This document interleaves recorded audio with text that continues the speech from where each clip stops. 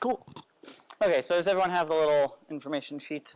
We're just going to kind of follow along it briefly. It's not going to be anything too crazy. So, okay, so my name is David. I have my own computer repair company. I do computer repair and servicing for home users and small businesses. I've been in business for 8 years now. I'm 26 years old, so big hunk of my life. Started right out of high school, so I keep myself pretty busy now. So I'm just going to move forward here. So that's kind of a story of who I am. I'm also a gymnast. That's what I do in the evenings. I coach gymnastics and tumbling and acrobatics for kids, and I enjoy teaching and coaching and that sort of stuff. My company has been awarded an Angie's List Super Service Award 2 years in a row now. I just got the 2014 award, so I'm very pleased with that. And I'm trying to think what else. I just kind of a little bit more about me. I'm married, live down in Springboro, and I do come up this way for service calls and stuff like that, because I'm guessing most of you guys are probably more around here. Is that right? Live around here. Okay, perfect. And am I speaking at a good volume? I just want to make sure you guys can hear me. Okay. A little louder. Yeah, the noise back door. Okay, yep, perfect. So kind of on the agenda for today, we're going to go over basically how to maintain your home PC for beginners. And the goal is just to kind of give you some more knowledge just to make your computer run a little faster, a little smoother, also to prevent issues, that sort of thing. We're going to be going over all the different physical things you have to worry about with computers, and then also all the software side of things you have to worry about. And there's different things you do in each one for maintenance and that sort of thing. And I'm hoping you guys will learn a lot. There's going to be a lot of stuff in here that's just kind of like little tips and stuff that I've learned over the years just from working on computers for so long, and also just meeting with a lot of customers and stuff like that. So hopefully you guys will get something out of this. So, and at any point, if you guys have questions, don't be afraid to just raise your hand, let me know.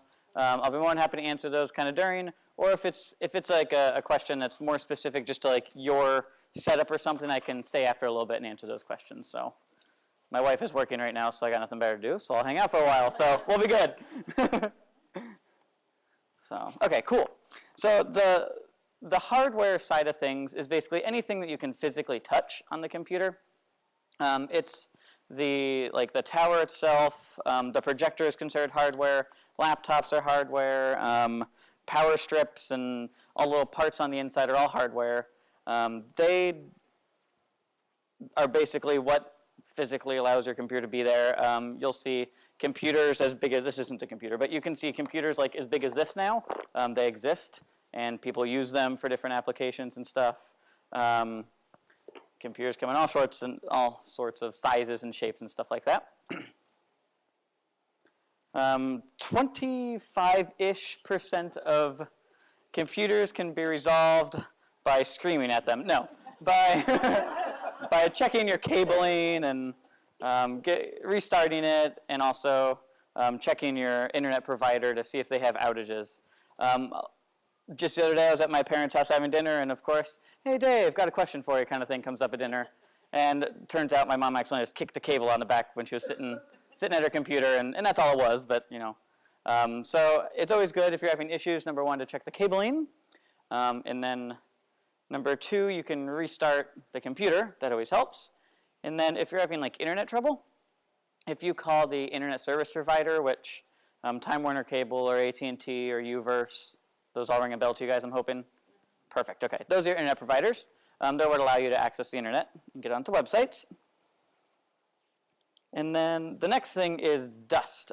Dust is a culprit in computers that tends to really, really cause some issues. The biggest issues with dust is that it basically creates a very insulated environment to where the heat can't dissipate, and then it basically causes everything to heat up past the point of no return, where your computer might start turning off, or you might short something out. I've worked on a computer before where a Hershey Kiss wrapper got sucked in through the fan and landed on some metal components and kind of shorted everything out and almost caused a house fire, but they were fine. But they called in a panic and like, the computer's smoking. I was like, well, unplug it and get out of the house. But everyone survived, all's good. But you know, dust and little debris, cat hair, you know, all that fun stuff, it can definitely cause issues on a computer. So it's always good that if you're having any, if you can notice the dust sticking out of the computer, you have options. I generally take them outside because otherwise you're going to get dust everywhere in your house. Take it outside, get compressed air, and you can blow inside any of the little holes in the computer. Generally, there are little fan holes there. For example, on like laptops and stuff, it tends to be on the bottom of the computers. On desktops and stuff like that, it tends to be on the other side or the back. There's little holes that the air is basically supposed to circulate through. And the theory there is if you can blow the dust out, then hopefully you'll... Oh yeah, it's like a little can. Any office supply store, Office Max, Office Depot, Staples. I mean, Lowe's even sells it. Best Buy obviously sells it. Those kind of stores. It's just a little tiny can. It comes with like a big straw on it, and you just kind of weasel the straw into little holes in the computer and kind of blow it around a little bit. The other options are, if you're feeling a little more daring, you can use a vacuum to kind of suck the dust bunnies out, but you just want to be careful not to just to make sure that you don't actually touch any of the components, because if something gets knocked or you might cause some other issues. But definitely blowing the air around and getting the dust out is the safest and easiest option there. So yes, definitely. Realistically, I mean, once a year is generally good enough, unless you're in like a very dusty environment. Like I do work for a manufacturing place in Middletown, and obviously we're doing it every couple of months because they shorted out a computer, and then it's a metal shop, and so they got metal particles flying around, and that's not good for computers, and so we do it every like 3 months. But at home, once a year isn't bad at all. That will definitely kind of keep everything cool down in there. So any questions on dust and that kind of stuff? Yeah. Oh yeah. Yeah. Yeah, that's basically a fancy blower outer. Yep. It's basically it's called a data vac, and kind of the purpose there is there's actually a filter that prevents moisture from being blown onto the computer. Obviously, moisture isn't good for a computer, so you want to make sure that you're not spitting on it or blowing on it necessarily, because you got moisture coming out of your mouth.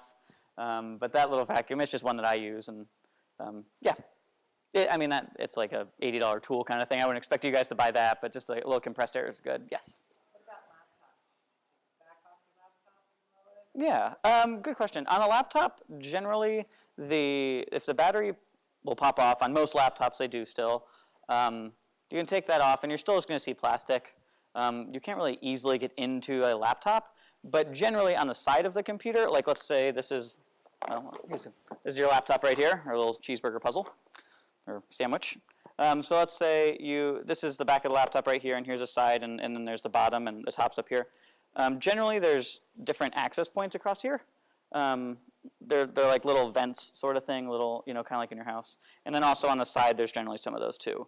Most of the time on the bottom, there's not too much access, just because I don't want you to set it on something and it have issues. So. Mm-hmm.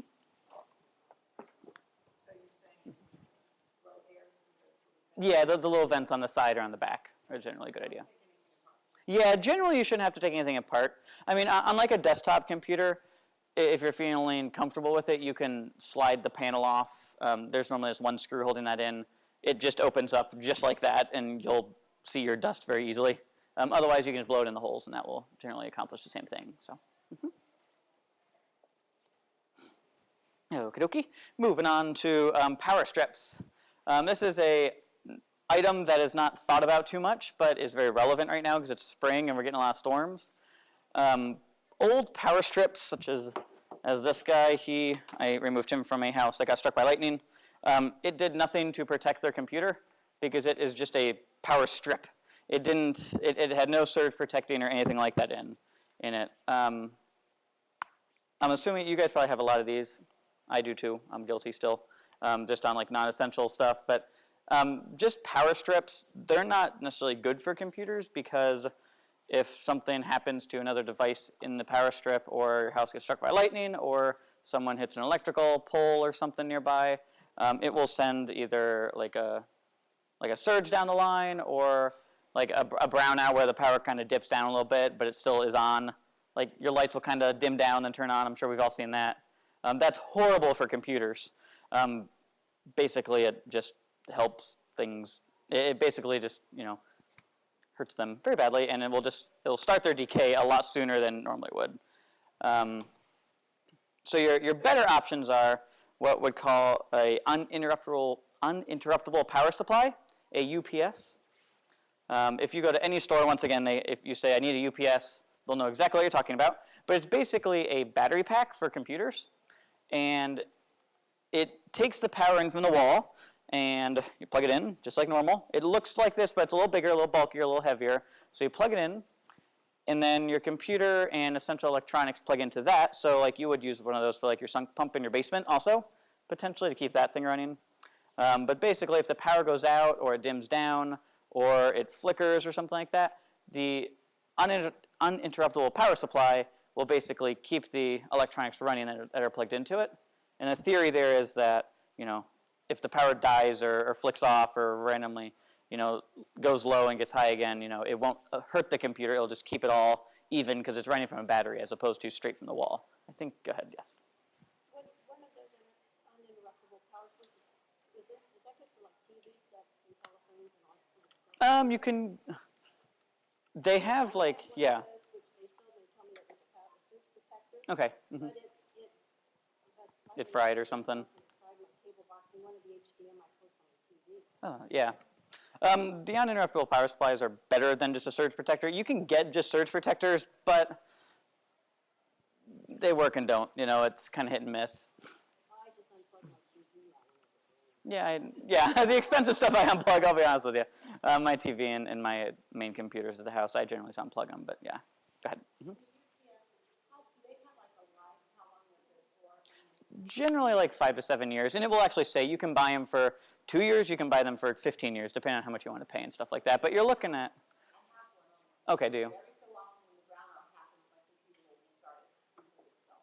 It will actually like fully shut down and then. Oh no. Oh, the batteries might be dead in it, so it might be worth replacing at that point. Yeah.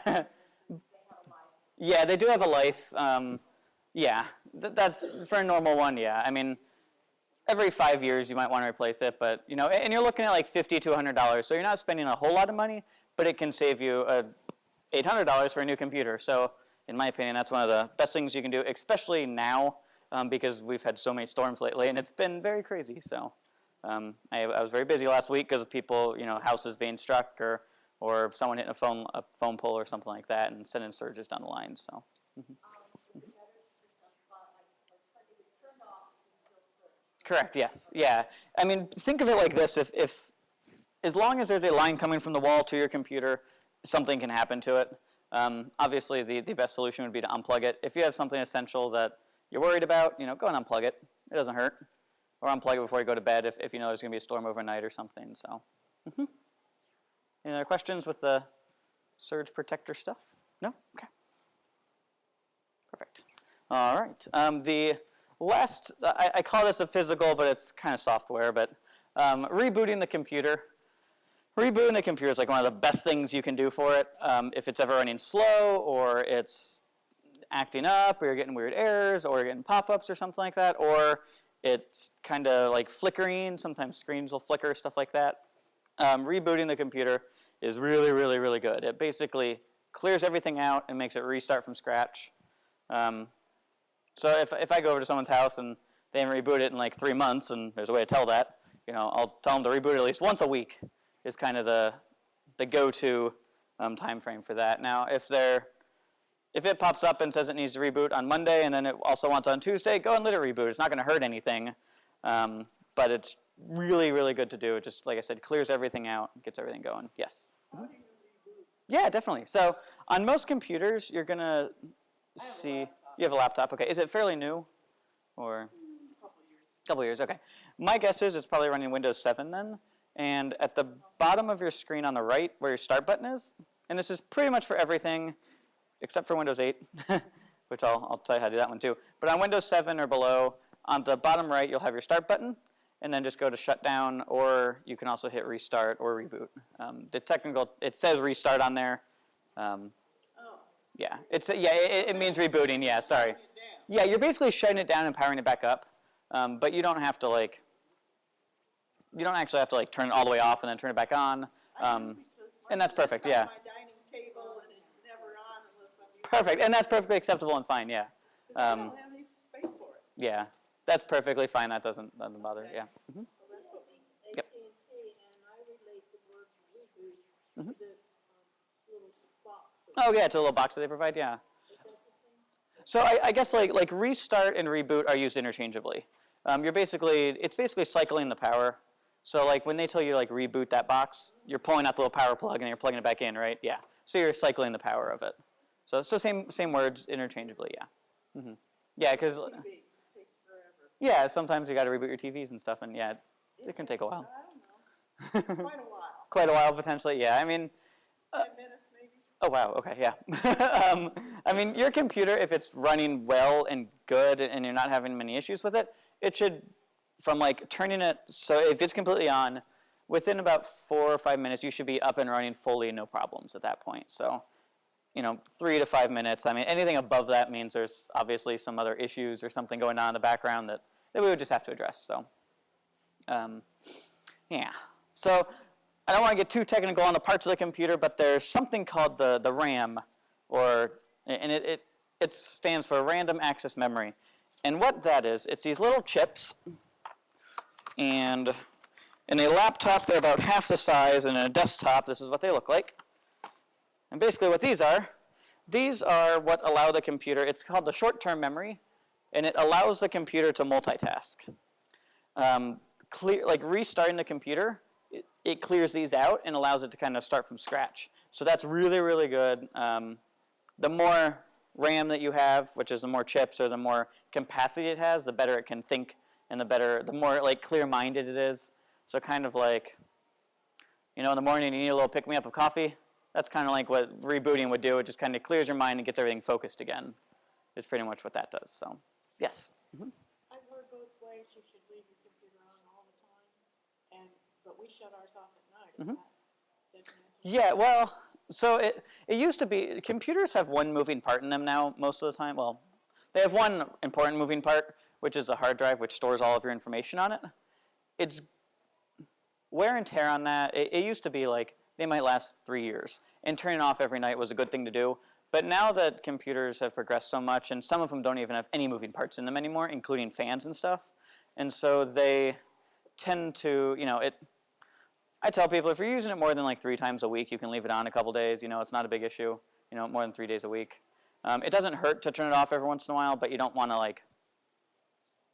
to be constantly rebooting, that kind of thing, because that does take more of a wear and tear as opposed to, it's kind of like a car. You use more gas starting it up.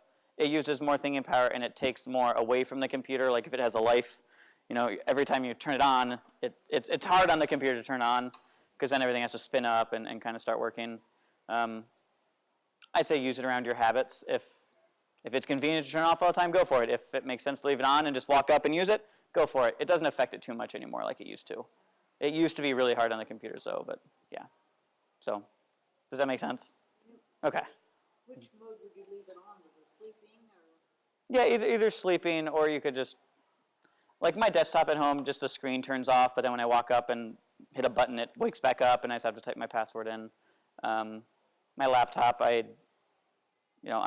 whenever I close it, it goes to sleep, and then I open it back up, and it's awake. So it might not be rebooted for a week, and then I'll do some updates at the end of the week or something. So, yep.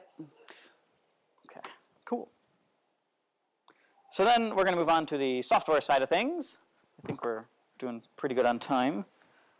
Yeah. Where are we at? I just want to make sure we're. Oh, is there? Oh, I didn't see that. Okay. Oh, perfect. Yeah, we're good. Okay, cool. All right, awesome. So yeah, we're still good on time then. Make sure I'm recording. Okay, cool. So the software side of things is pretty much anything that you interact with on the computer. So it's all of the different windows on the screen. It's not the mouse and keyboard, that's hardware, but the programs, the applications, the maps, the internet, accessing Google, all that is done through software. So is anyone still on Windows XP that they know of? Anyone? You have one computer on XP? Okay, cool. Oh, cool. Then one you use most of the time. Okay, cool. Yeah, Windows XP, it is sadly, it is time to be retired and put down for Windows XP. It's lots of security issues, lots of holes in it, just not good. So if you know anyone with Windows XP, they need to upgrade. But a lot of people really liked Windows XP, and it was a good operating system. So I guess we're going to move on to cleaning the computer. This is something very easy that all of you guys are definitely capable of. I believe in you. It's a good little program to do, and I'm going to show you how to do it. CCleaner is what it's called, and it's on here under software maintenance. And there's actually a link to my website where I have the link to download it and then also how to run it and everything like that, as opposed to you having to go out and find it and everything, all that stuff. So, yes, go ahead. One is cookies.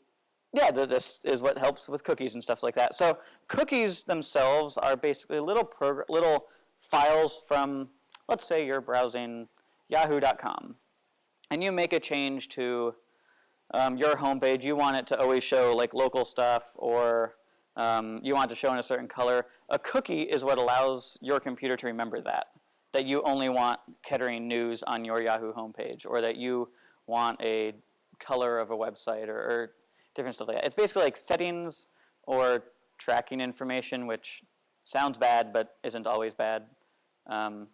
Cookies are what allow websites to be intelligent and know that you've been there before, and basically bring up different settings or different stuff that you had up on there. They can also be used for nefarious purposes, though, but in a sense they are a good thing, but they have a bad stigma because they used to be used a lot for bad stuff. But yes, go ahead. Got hooked up with a PC cleaner instead of CC cleaner. Okay. It's different, right? PC Cleaner, there are good ones and there are bad ones named PC Cleaner. There are some viruses that are named PC Cleaner to help, in theory they're going to clean stuff up. Then there's also some legitimate software you can buy that's named PC Cleaner, so unless I looked at it, it's hard to tell. Yeah, go ahead. We're hooked up to OMG, and it cleans and does everything. Does it do that? Okay. Every day if you wanted to. Oh, okay. A couple times a day. Yeah. Is that I'm not familiar with OMG. I don't know too much about it. My guess is if it's a legitimate program, it's probably cleaning up your stuff, so yeah. Yeah, I mean, CCleaner is a good little program, and it doesn't hurt to run CCleaner even on top of your current stuff, and I'm going to go ahead and pull up over here. So right now what I'm doing, not to be too geeky, but so I have my physical computer here, and then that window is my computer at the house. So, and this is my technical experiment, so we'll see if it works. Okay. So, CCleaner, once it's installed, and like I said, on my website I'll walk you through how to install it and everything like that. It gives you this little icon, and it looks like a broom. Let me see if I can zoom in. I think I can. Oh, yeah. Oh, that's cool. Okay. Yeah, much better. Okay. Now I just got to make sure I can see everything. No, I won't let me.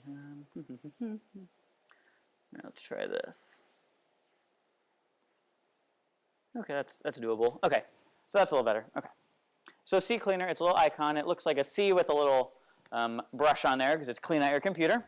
And basically what you do is you double click on it, and then it opens up, and it looks like this, which let me zoom out just a little bit. So it has a window that looks like this, and then what it does is it has a bunch of different stuff that it finds on their computer, and then it basically just recycles it and gets rid of that information. And I haven't run this in a while on this computer, so we're going to see what it says. So when you hit run, then it goes through, and then you got the little spinning wheel there, and it's basically going through and doing a little cleanup here.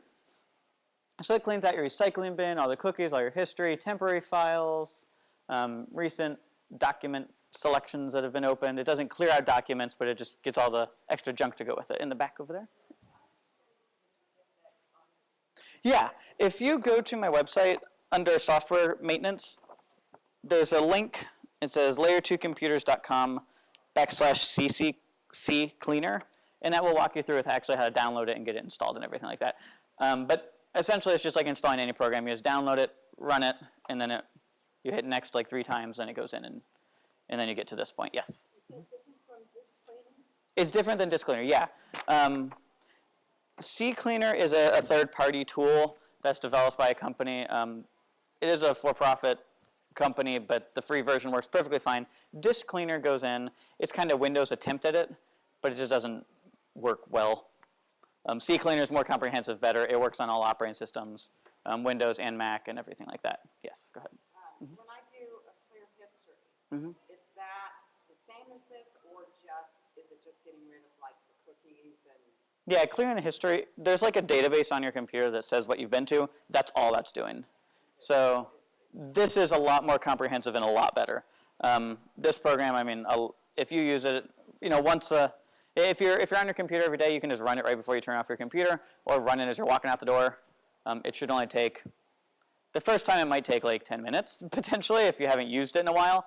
But if you're using it like every day or every couple days, it should take like 3 or 4 seconds, kind of like mine did. It took 10 seconds, and it cleared out. That's hard to read. How much did it clear out? Yeah, it didn't clear out too much. I didn't do too much on that computer lately. So, and I think you had a question back there. Someone showed me that I find the emergence option, Mm-hmm. and then, if I, so I delete browsing history, it really, I mean, whatever they should have repeated, it's Yeah. top four things.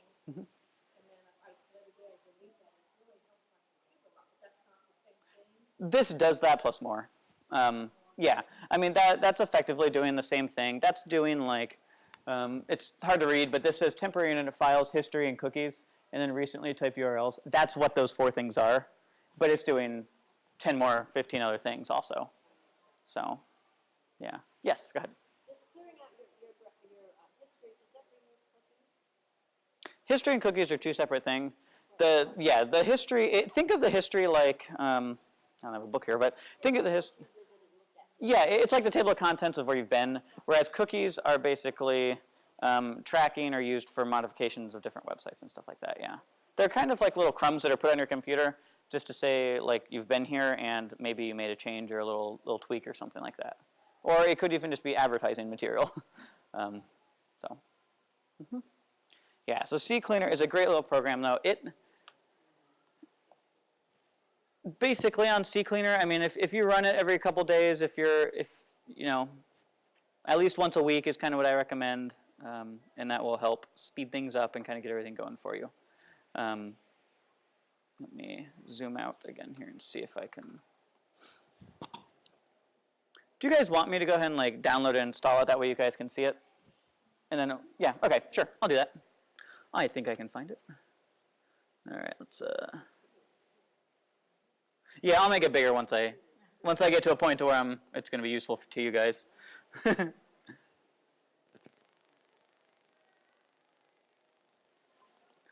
Okay. Let's go over here.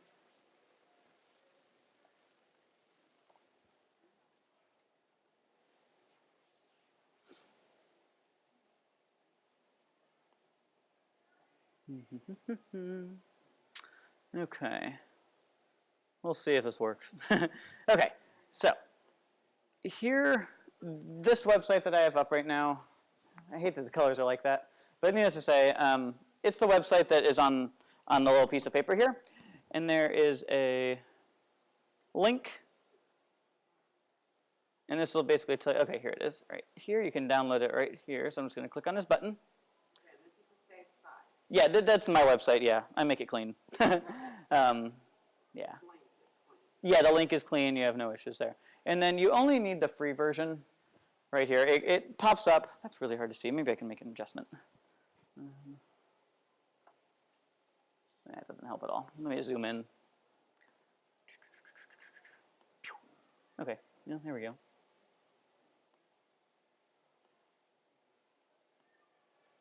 Where'd it go? There we go.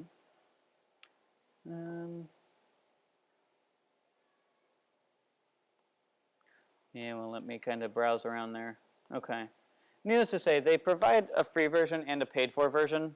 And this will all be in the recording, too, so don't stress if you don't catch this detail. But you just want the free version, and then once you hit download,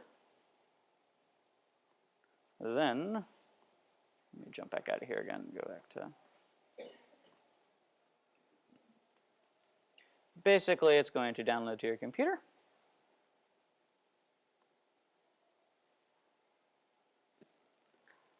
And let's see here. There we go. Okay. So then once you start downloading it, then it's just going to, if you have trouble downloading programs from the internet, there might be something else wrong with your computer. This should be a very seamless process. And like I said, in the recording, this will be a lot easier to see. Okay, so then it will pop up to this little window right here. Let's see if I can get over there. There we go. Okay, cool. And then it's just asking what language you want. So I'm assuming we all are English speakers here. And then you can just leave all this stuff checked here. It's no problem. And then just hit install. And it goes through, does its thing, and then you just hit finish. And it's just over right there. We go. So then there's CCleaner, and then from there you just run it. Just as I said, you just hit the little run cleaner in the bottom, and I'll show you that one more time. That's not what I wanted. There we go. Yep, totally. It will. And even there we go. Okay. So then the run cleaner button is just in the bottom corner. It's that little blue box right there. It's just hard to read on the projector screen, but that will be there. So you just hit run cleaner. It goes through, does everything automatically. You don't have to worry about it. Like I said, just run it every couple days, and that'll definitely help with your performance of the computer. And don't be afraid if initially it takes 10 minutes to run. That's very normal for the first time if you've never done it before.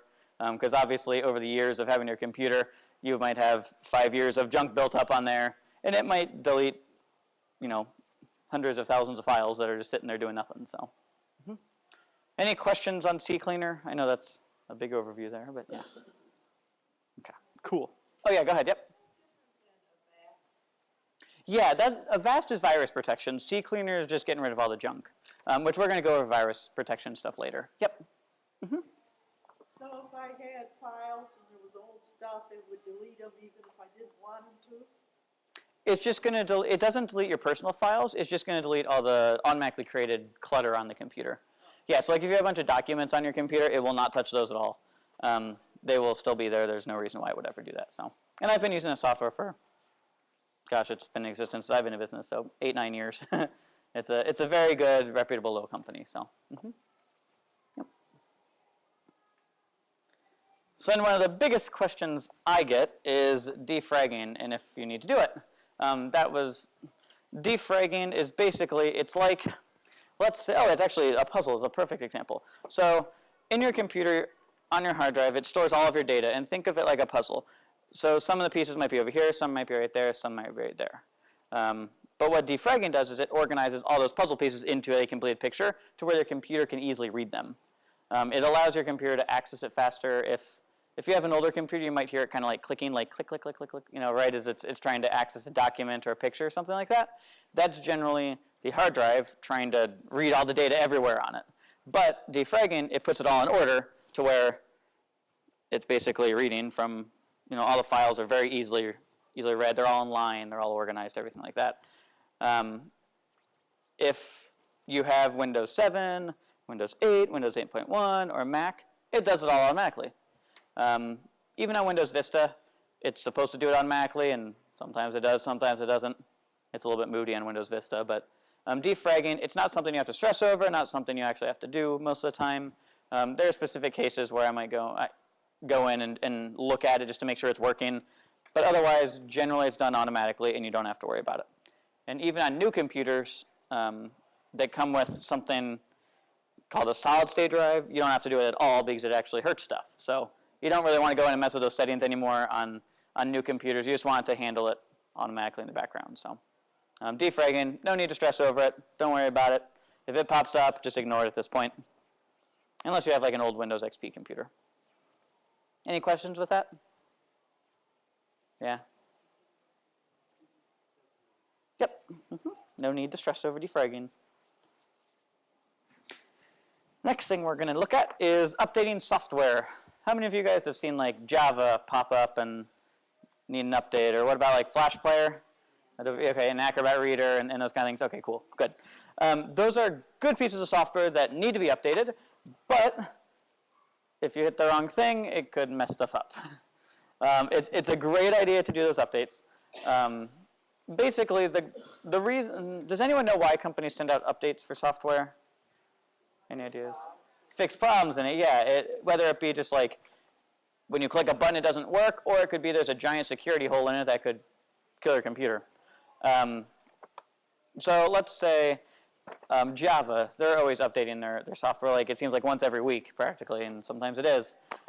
They might have a security hole that will allow someone to go in and completely take over your computer and do whatever they want with it. That's very common when it comes to Java and Flash and Acrobat Reader.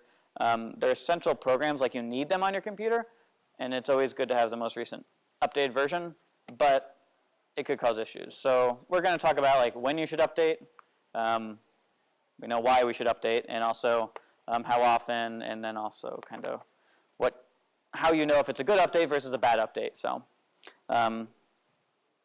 all of the good updates that you want, they're the ones that are going to, let's say you walk in the morning and you hit the power button and you turn your computer on. Generally, any updates that pop up when you first turn on the computer are good updates. I mean, honestly, I can probably say 99% of the time, whatever turns on with the computer is generally a good update that needs to be done. So it might pop up in the little corner by the clock and say, hey, Java needs to be updated. Go and click on that and do it. It's a good idea. It might just pop up with a giant box. I know Flash has a giant big box that basically has a big download button in it. That is generally a good update to do. Same with Acrobat Reader. It'll pop up in the corner or the big box, depending on what version you have. But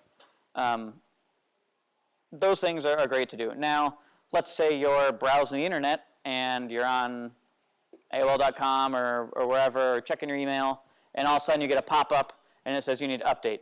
Generally, that's a bad sign. If you're on the internet and it says you need to update, generally it's not good because it's probably a pop-up advertisement trying to get you to download something to booger up your computer, and no one wants that because then you start getting more pop-ups and stuff. But that's kind of the rule of thumb that I tell people. If it's on when you turn on the computer, good to do. If it pops up randomly, it's bad to do, is kind of the rule of thumb. Yes? When I turn our laptop on, down at the bottom, it'll give us these little boxes. It says Java wants into your system. Okay. What do I do? I just ignore it for the most part. But should I let it in? What should I do about it? I don't want to give you an answer and it be wrong because it could be either way depending on what it is. Does anyone know what Java actually does? Yeah, no one really does. But here's what it does. Don't feel overwhelmed. No, Java, it's basically a programming language that people build programs on top of. So it's kind of like the foundation for a program or an application, and then people build their stuff on top of it. And so the benefit there is it will work on any computer in the world, like whether it be Mac or Windows or Linux or whatever. Java will run on anything. But the bad thing is, because of that, because it's on like something like 95 million computers or something like that, and now it's a target of the hackers because they can target 95 million computers as opposed to, 100, or, specific. I would ignore it because it's asking to run something, whereas if it was updating, that'd be different, but it depends on what it is. And it should actually say what program it's trying to run. So if you were to shoot me an email with that, and I have some business cards and stuff I'll hand out at the end, just shoot me an email with what it says exactly in the verbiage, then I can give you more info on it. So how can I get rid of this pop-up that says it wants in? Yeah. Other than just saying, no, I don't want it. Every time, yeah. There are things I do when I do a cleanup, and one of those things is getting rid of unnecessary startup items, and that will really help speed up the computer, but it's not something I'd recommend you do because if you disable the wrong thing, your computer won't turn on. So, I mean, yeah, either ignore it or you need to have someone look at it kind of thing. And I'm not just saying that because I'm in the industry, but I mean, if you disable the wrong thing, literally your computer might not turn on, right? So I don't want to tell you to do that and then it break everything. So, yeah. I mean, it depends on how much it's annoying you, I guess. Yeah. Every time you turn it on. Yeah. We want in. I keep saying no. Yeah. The next day, and the next day keeps going. Yeah. And there might be a little checkbox there that says don't ask me again, too. There might be that, depending on what it is. So just so you know. Yeah, might take it a look. So yeah, there you go. All right, cool. Question? Yes. I may have missed it, but on your updates, there's important updates and critical updates. Oh yeah, I didn't address those yet, but yeah, I can move into that. So Windows releases security updates on, it's the second Tuesday of every month. It's called Patch Tuesday. I think it's the second Tuesday. And they basically have them categorized: critical updates, and then they have important updates, and then they have really, like, they have no label because they're not like necessary, but you can get them if you want. The critical ones are going to be security holes that can affect your computer, like right now, and it's a big issue. Those are good to do anytime they pop up. Anything that says it's a critical update for Windows, that's a great idea. The important updates are going to be more performance enhancements, fixes, probably stuff you'll never notice, but it might be helping something work 1 millisecond faster in the background, that kind of stuff. For Windows and Apple updates for that. So just out of curiosity, I should have asked this at the beginning. Does anyone have a Mac or use Macs at home? Okay. Both. Okay, yeah, and that's how I am too. I have a desktop at home with Windows, but then I have my little Apple MacBook here that I take around. So most of the stuff will work on Apple too, just so you know. The CCleaner can be downloaded for Apple, for Macs and stuff like that. So, and it works on Mac really good. So, but yeah, the Windows updates, whenever your computer should automatically be doing those. They might pop up and it says, hey, we need to restart your computer to initiate these updates. Great idea. Do it. Pretty much save what you're doing and let it do its thing. You do want those as soon as they come out. There's been cases where Microsoft releases an update. Well, then that notifies all the hacker that, hey, there's a security hole. So then they target it, and they might, within a month, they could compromise thousands and thousands of computers because they didn't update quick enough. So whenever you see those, it's good to do. The third-party updates like Java, Flash, Acrobat Reader, and there's like 30 or so different programs, but those are the main ones. That's probably the reason why you want to reboot your computer and restart it every once in a while, because it'll give those programs time to do their updating. And then antivirus updates, either daily or hourly, and generally that's automatic in the background. That's all like the definitions, which is kind of like you have your virus protection software, and then the definitions are like downloading the dictionary and putting it in there so it knows what to look for. That's probably happening every hour. A good virus program will do it every hour, so yeah. So any questions on updates? That's a big topic. Any virus protection that is better than another? We will look at that. Yep, we will definitely address that. Yep. Well, on the AOL, every now and then we get a window on that, which says they need to update or something. Do some maintenance and stuff, yeah. You gotta be careful with AOL because AOL, like the main software itself, you're using like the desktop software, I'm guessing? Yeah, okay. It works perfectly fine. They haven't updated it in a while. I think part of that's because they're like getting out of that side of their business, I think. But then they're upselling you on other stuff too, is kind of the theory. Like AOL will try to download like a computer tune-up type software. From my experience, it boogers stuff up. So it's hard to say exactly what it is, but if it's the AOL desktop that's updating, then yes. But if it's something else, then I would ignore it. I wouldn't do it. So because CCleaner will do that, and it's free and not going to booger up your computer. So yeah. Anything else on that topic? No? All right. I think, just to kind of give you guys a heads up, so we got about, not too bad. So the last couple slides fly by quickly. Okay, so security software, so the virus protection sort of things. As it says here, free is free, and you get what you pay for. Generally with free virus protection, you're going to get stuff that is basically, their goal is to make you purchase their software. So they have a conversion rate that they're looking to get. Maybe 10% of everyone who downloads the free version will buy it. So they're going to push you to buy it. They're going to pop up in the middle of stuff and bug you. And even there is a piece of free virus protection that I recommend, but once again, it pops up. It's just very low-key about it. So does anyone have like Norton or McAfee or AVG? What was it? Okay, Sophos, yep. Okay, yeah, and they have a free one too, I think. Yep, perfect. Yep. Kaspersky, yep, okay, which you probably paid for that one, I think. Yeah, okay, perfect, okay, cool. So, no, it's okay, yeah. So, in free virus protection, Microsoft has something they call Microsoft Security Essentials or Windows Defender, depending on what version of Windows you're on. It does a decent job. And then, AVG does a decent job, but then you get more pop-ups about trying to buy AVG, or even with, my brain just left me, Avast antivirus. Same thing, it's free, but it'll pop up and ask you to purchase it. So the ones that I recommend,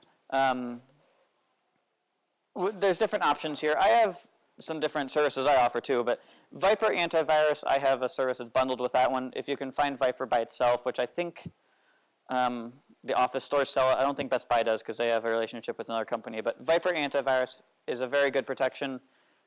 They're not a small company by any means, but they're lesser known because they don't spend the marketing dollars on it. They're really good. And then also there's another one called Nod32 or ESET. And that's what this little computer-looking lady is over there. So those are really good. So Viper Antivirus or Nod32. Most of the Office stores will sell them around here.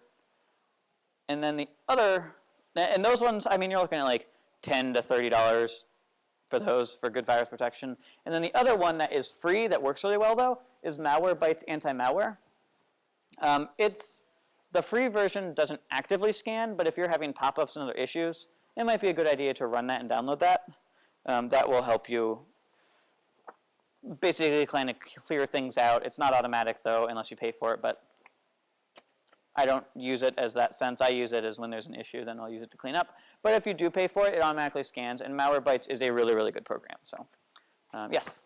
My brother had told me to get Adaware as well as using Okay, yeah. Defender. I have the free version, but the last time I did a full scan using the Adaware, it found items and it was all Adaware. Okay, yeah, if so, found stuff, yeah. And Adaware is kind of like it's an alternate version of Malwarebytes. They do the same kind of thing. They're really good at targeting the different spyware, adware, malware sort of stuff. They do a really good job of getting those, so, and Adaware is better than nothing, so, yeah. But like, I guess, if it was adware versus Malwarebytes scores higher in the internet removal and detection of stuff, so I would go with that personally, so, yeah.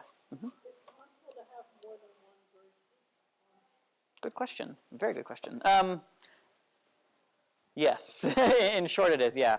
Like let's say you had Norton and then you just went to the store and bought Viper because that's what I recommended. Yes, that would cause issues because they're going to fight each other and it's really going to slow down your computer. I mean, it's not going to like explode or anything like that, but it's going to cause it to run slow. A good virus protection scans every single thing that you do. So like if you access a Word document, it's going to scan that Word document to make sure there's nothing bad in it. If you access the internet, it's going to scan whatever you're browsing to make sure you're not doing anything crazy or that, that the computer doesn't think is comfortable. So like if you have multiple, I would get rid of the oldest one, or once again, if you shoot me an email, I'll tell you which one's better.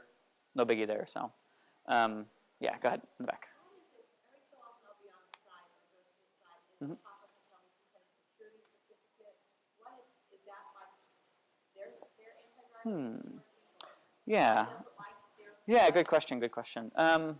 The security certificates, which, okay, well, did you guys see in the news there was a big thing about like the Heartbleed? Did you guys see any of that stuff? Or there was another security vulnerability that came out recently. A certificate is basically a piece of software that lives on their computers that says this website is safe and clean. Well, it turns out that the NSA and other agencies around the world have cracked that years ago.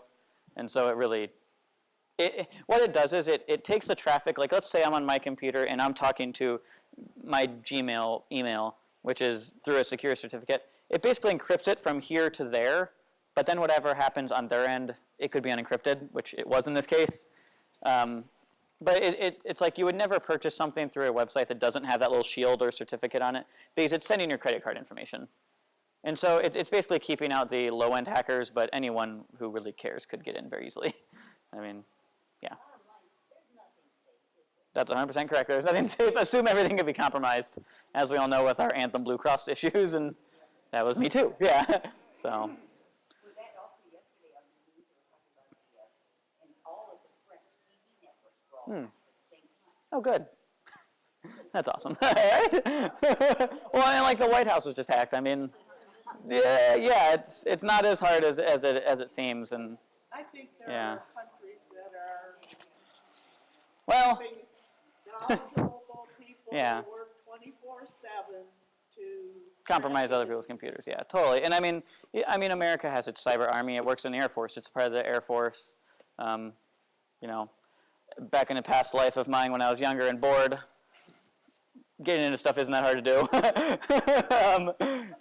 Yeah. So it's not as technical, as you would think. And even you can call people and get people to hand you over information very easily, if you want to. But I'm not into that stuff, so I don't know. But yeah, I mean, it's not as hard as it would come across to be. Yes. Go ahead. Okay, back to that. Yep. If you want to download Mhm. a new, like if I want to go out and get Mhm. Viper, Yep. and I've got the Adaware, Mhm. it's free, but I'd Yep. rather go with this. Mhm. How do I make sure I get rid of the Adaware? Yeah, if you just go to your control panel and go to uninstall a program, it will list it in there, and you should be able to remove it.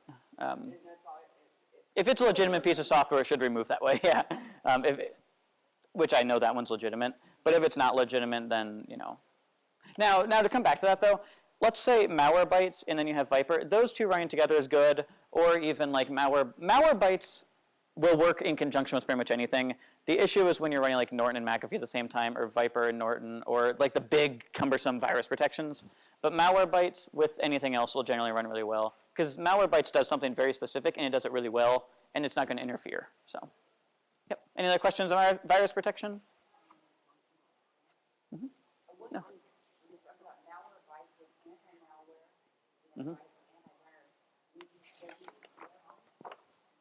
Malwarebytes anti-malware is one of them. Yeah, that's one name, yeah. That's just the full name for it, whereas their logo just says Malwarebytes, so, yep. All right. And then moving on. Now this is a really important one that I think you guys will really like because it's something you can do very easily. Do any of you guys use Google Chrome or Firefox or, yes? Okay. If you don't use Google Chrome or Firefox, I would recommend it for one main purpose. You know how when you're browsing the internet, there's a lot of advertisements? We can block all of those very, very easily. In fact, you could install a blocker to do that. So you have Internet Explorer, and then you have like Google Chrome and Firefox. They all do the same thing. They get you onto the internet and get you, able to browse and stuff. So there's a little piece of software, and I think that is, yep, okay. So number 4 on my software maintenance, I'm not going to go with I'm not going to show you how to download that one because it just takes a little bit more time, but there's not many more buttons. But needless to say, it's just an alternate web browser again on the internet, and then you can get a little plugin. It's called AdBlock Plus, and there's a link on number 4 right there. And that will walk you through with how to install that. It's very easy. Just click a button, and what it does is it blocks all the advertisements. So I'll just show you an example really fast. So here is Yahoo without advertisements. Okay, and there's Mr. Penn who lost 105 pounds. And then if I disable the little ad blocker, you're going to notice a lot more junk on the website. And it takes longer to load, and okay, I don't care about TurboTax. So it basically hides all the advertisements. So in this case, you got TurboTax there and a couple others. So AdBlock Plus, like I said, if you go to number 4, then it'll explain how to download that, but it is a great little program. It just runs in the background in conjunction with your web browser. It does not work on Internet Explorer, though. Well, I guess technically it does, but it doesn't work well, and you don't want to put it on Internet Explorer. So you would want to use either Google Chrome or Firefox, and then put AdBlock Plus in it. And it will walk you through how to do that on that website. So Even though it says /Chrome. go to Layer 2 Computers /Chrome, and then it will walk you through how to put Chrome on plus AdBlock Plus. Okay. Or if you have Firefox, then you can go there, and it'll just link you to the AdBlock Plus section. Yes?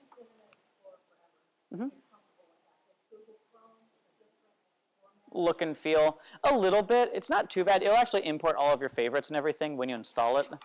It just pops up and tells you to. It's going to be more secure and they update it more often. Whereas Microsoft, they pretty much checked out of the Internet Explorer world like 3 years ago because they've been working on a new thing. And they're going to be releasing it with Windows 10. So it has security issues and that kind of stuff, yes. It's better to use Chrome or Firefox, yes. Yep. Yep, go ahead. We've been on AOL for 100 years almost, but lately I've had some problems with it, and like American Greetings and stuff like that. Even though I belong to that, I couldn't download. You can't do it in AOL. You have to do it through something else. Yeah. Yeah. So if you were going to change from AOL to something else, what would you recommend? I would use Google Chrome, and you can access your email, your AOL email through Google Chrome. That's not an issue at all. Okay, yeah, because when I bring up Chrome, AOL's there. Perfect. Yep, that's fine. And that's the best way to do it. My grandfather uses it that way. Yeah, he used AOL software forever until it started having issues with his stock market stuff, and so he had to axe it. So yeah. Yep.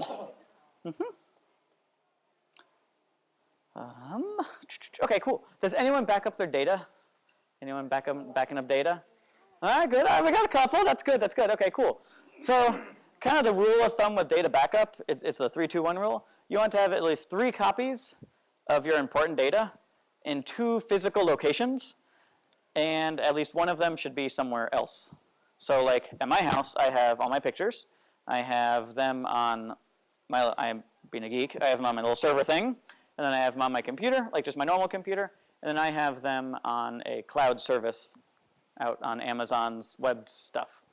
So I have it in 2 physical locations because I have in my house, and then I have one of them in, I don't know, I think it's like North Carolina or something. And then one of them is off-site.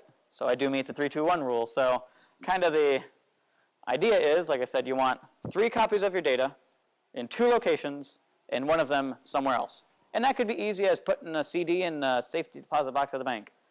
That's better than that. That's awesome. So just a little more physical. Yes? How secure, I, Mhm. how No. secure are the clouds? No, I get that question a lot. We hear of all the hacks Yeah. that have been had, Lowe's. Yeah. Target. I mean, so if I put my, all my stuff out There. in someplace, Yeah. what's to keep somebody from doing to it? Well, and then you like hear of like all the celebrities' nudie pictures got released on the internet and stuff like that. I mean, my rule of thumb is I would never put anything on the internet that I wouldn't want everyone else to see, I guess. You know, Like my financial. yeah, your financial stuff. I backed up to a flash drive, Mhm. which goes into Fireproof Safe. Yep. Which is still at my house, but, Yeah, well, better than nothing. That's a good start, yeah. and then I have an external hard drive that every so often, You kind of cycle it onto. my whole system. Yep. But, if I send it out to, I mean. Like a cloud backup service or something. Stuff on the cloud. Yeah. I mean, my pictures might be one thing, all my Apple stuff. Yeah, it's through iCloud. My Yeah. contacts, my phone number, Mm-hmm. but I don't put anything out there. Yeah. I mean, I always tell, because I get that question a lot. I mean, I guess personally, like, I feel comfortable, like, I don't care if they get in, you know, my bank will reimburse me. Yeah, it creates a giant headache, but I have yet to even have a credit card hacked yet, which is, I don't know how, but, you know, everyone's had a credit card hacked. Yeah, I mean, I tell people, if you're not comfortable with it, don't do it. But I mean, personally, I guess I trust it enough to where it doesn't give me a headache. I can sleep at night with it. But, you know, and I guess it depends on what provider you're using for the backup. For example, the backup that I offer, it's through Amazon. They actually, instead of just selling stuff, they have a huge side company. Well, it's still through Amazon, but they basically house people's data, websites, all that crazy stuff. And it's like multi-millions upon billions of dollars, I'm sure. So, but, you know, that's who I do my backup through and through my company. Obviously, Carbonite, you know, they have services like that. Mosey's, same concept there too. I guess I think it's worth, you can ask yourself, if my computer died today, would I have my data? And if not, then you would probably at least try to gain some trust with one of these other companies. You know, they have yet to be massively breached. But I mean, like, if I really wanted to, I'm 100% sure I could steal your identity and get all of your information.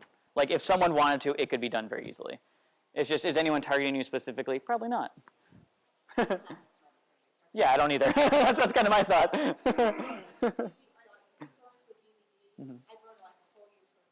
Yep. How long are those good? Anywhere from 1 to 5 years is what they're marketed as, but I have some that are 10 years old that work. Yeah. Yeah, it's the moisture in the air that kills them. Yeah. So, yes. And I know the word the cloud, but I don't really know What it is, yeah. just another storage area. The cloud refers to anything that's kind of like online and out of your house, I guess. So, like, do you have an iPhone or, like, do you have a smartphone of any kind? Okay, perfect, okay. Well, no worries. So, like, well, you're probably not involved with anything on the cloud related. It's basically like the cloud is referring to anything that's, like, stored online that you can access, you know, on your devices or on your computer, on your tablets, on your phone, sort of thing. That's kind of what the cloud refers to. Does that answer your question? Yeah. Okay. And I have a question. Yeah. Before I get to later. Mhm. Everybody in the world, little kids know how to do a flash drive. I don't know how to do it. And I know it's handy. Mhm. You put it in and you suck it up. It is, yeah. But I can show you afterwards. Yep, no worries. Cool. Was there a question over here somewhere? Yes. How safe are flash drives? Once again, I mean, you want to keep your data in multiple places if it's important. You know, because especially with flash drives, even like with the old floppy disks and stuff, you could drop them in a puddle and it's toast. So, I mean, if you're being careful with them, I go through a flash drive every like 4 months because it bounds to get slammed in a door, closed in a laptop, or something happens to it, or I drop it in a puddle. You know, it happens. But if you're just using it for data backup, you know, if you're copying data to it and you're just putting it in a drawer, you're probably fine. You know, but every time you plug it in, if it can't read it, it'll flat out tell you, sorry, this device isn't working anymore. And then you know that, oh my gosh, I got to go buy a new one. And they're dirt cheap too. So if you're looking for backup, I mean, a flash drive is perfect, or even like an external hard drive, which mine was at use. But they're about this big. They're not too big at all. So they're just little hard drives, and it'll copy all the information off your computer. Windows can actually do it automatically, so it's not manually something you have to do. And do you have an external hard drive? Perfect. Yeah. Yeah. There you go. There's a prime example. Yeah. So now I want to know is this kind of flash drive all the time? Yeah. Is that big enough to do the same thing that this external? Good question. So, I mean, the external hard drives are going to have more storage. They're going to have anywhere from like 250 gigabytes to 3,000 gigabytes. And to put it in perspective, 1 gigabyte will hold like 500 pictures roughly. So just kind of put it in perspective. It looks like the flash drive you have is 16 gigabytes. So it depends on how much stuff you have. But if you just have like a couple financial documents and like a couple Word and picture stuff like that, yes, that will work. Everything on it. Yeah. So it might. Yeah, you'd have to try and see. I mean, it really depends on how much stuff you have, because like my personal data with all my pictures, because I've lived in a digital life, so everything is digital for me, whereas not everything is digital for you guys, you know, but it's probably getting there. I have like 700 gigabytes of photos that I've taken since I was like 11 on my parents' cameras and stuff that I like to, you know, have. So made a good wedding album. So cool. All right, moving forward onto more of the other things with hardware and software type things. Recycling old equipment. Everyone has old computers in their house. The hard drive, which is this picture right here, it's about, you know, it's 5 inches long by like 3 inches wide. That's what stores all of your information. That's like the only moving part in computers nowadays. Let's say we put a new computer in, and you're like, well, what do I do with the old one? We can take the hard drive out. I can take it with me. I beat them with a hammer.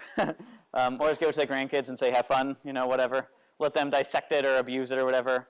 But the hard drive is what stores all of your information. Or if, I don't know, years ago it used to be an issue where a government would be selling their computers online, and they would somehow, secrets would be released because they forgot to take the hard drive out and wipe it or, you know, crush it.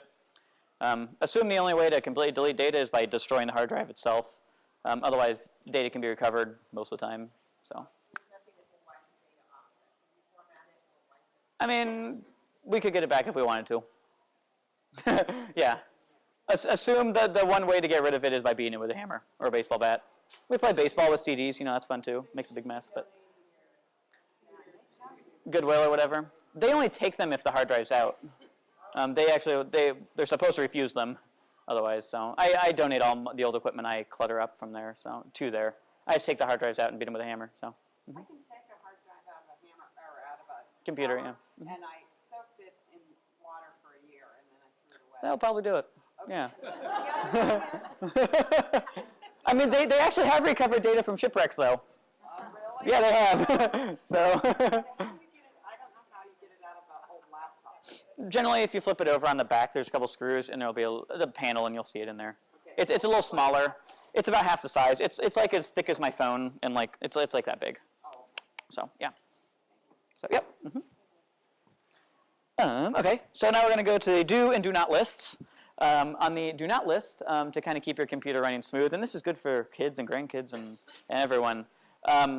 Avoid free music, TV, movies, and stuff on the internet. That comes with basically bad stuff, nefarious stuff coming in. There's always fine print. Keep it, think of it that way. Avoid risky websites, which risky websites might be to download software or to, try to get past copy protection stuff, or even it could be as stupid as typing in Google spelled wrong, and then you're going to be forwarded to some Russian website, or make sure spell check is good and useful. Just avoid anything that's risky. I mean, you don't want to be going to illegally downloading stuff. Anything illegal is generally going to come with bad stuff because they got to make money somehow too. Criminals got to make money.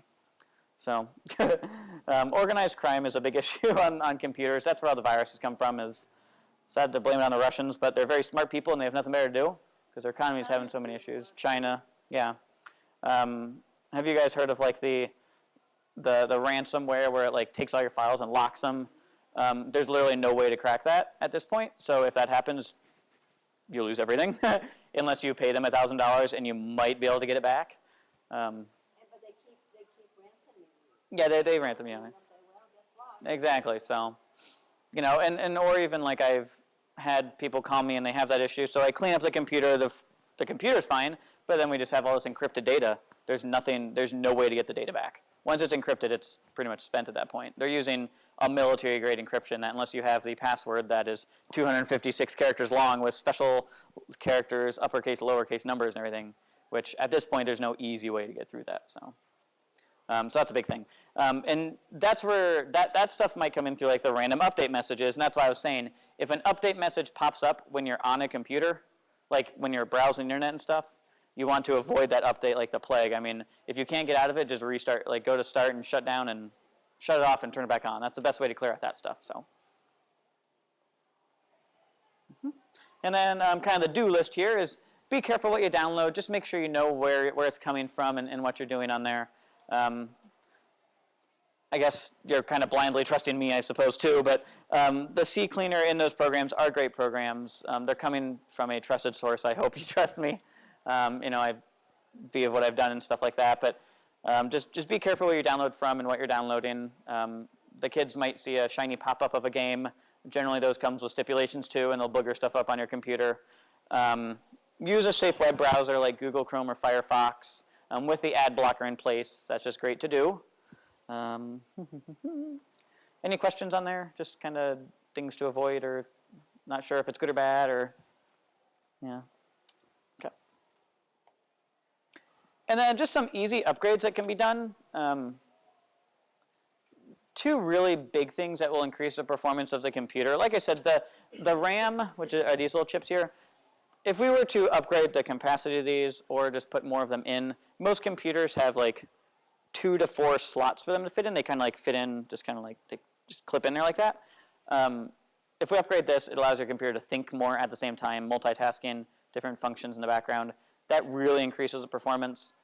If you're looking to like get a new computer, I can point you in the right direction for that stuff too. But you know, if it's like a 3-year-old computer and it's just running slow, generally it just needs like a cleanup and like a little tune-up, and we might do some little upgrades like this.